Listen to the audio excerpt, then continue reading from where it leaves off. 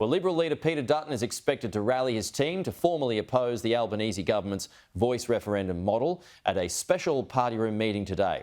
Let's go to Canberra. Joel Philp joins us. Joel, what do we know so far about the party's plans?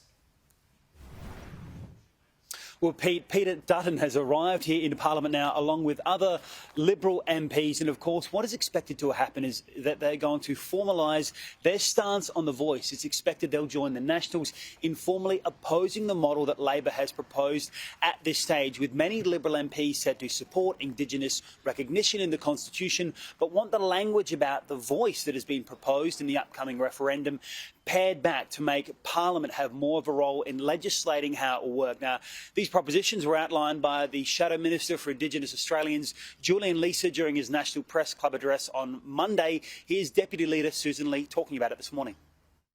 We're going to talk about the substantive issues we have with the proposal, and as Julian Leeser set out in the Press Club, they are substantial, and I've had problems with this process all along. The Prime Minister says he wants to build consensus, but he's not approaching this in a way that actually builds that consensus across the country, particularly when it comes to the regional, the local voice.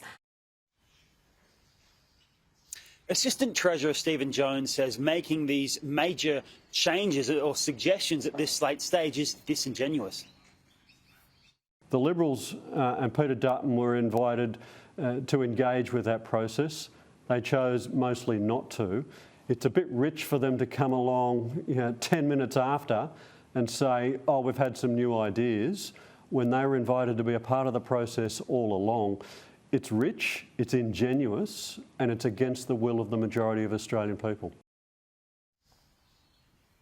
Pete, if the government doesn't support these changes being proposed by the Liberal Party, it's a possibility that backbench MPs will be given a conscience vote in the future when this legislation heads toward the chamber again. But time will tell what comes out of this meeting this morning. Yeah, sure. We'll continue to watch that one for sure.